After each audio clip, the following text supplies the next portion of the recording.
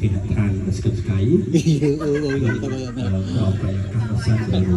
ថាជាមួយនឹងបុព្វប្រភេទនេះជាឱកាសល្អបាទដល់ឱកាសខូប17ឆ្នាំទី17ឆ្នាំនៃអាពាហ៍ពិពាហ៍បាទឈ្មោះគាត់ផងមកអីហ្នឹងបាទចាញ៉ាំតរ៉េនេះពុះតរ៉េខ្ញុំផ្លេចគេផ្ញើមកដល់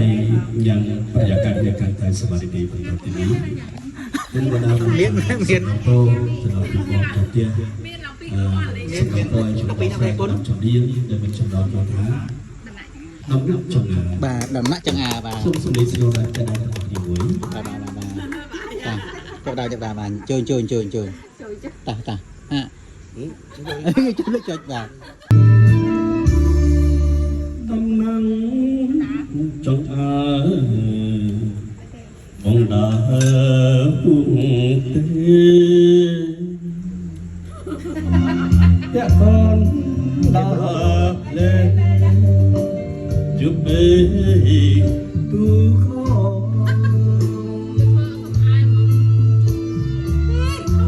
មកសួរតើ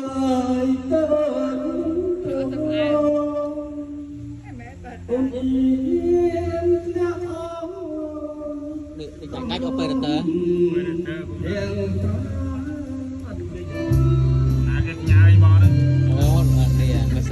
ជួយលើកហម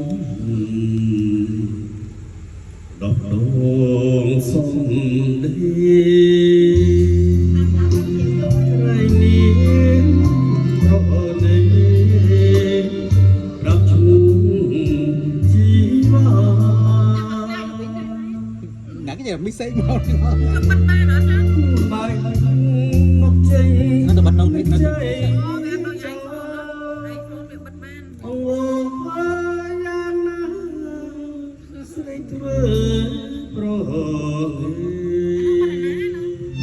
notification វារបស់ notification អរគុណយ៉ាងម៉េចបងសូមសុជមួងឲ្យអង្គចិនដាសូមអូនមេត្តាបងឡើយអត់តែជើងមានគោកខ្លាំងក៏រត់ដែរ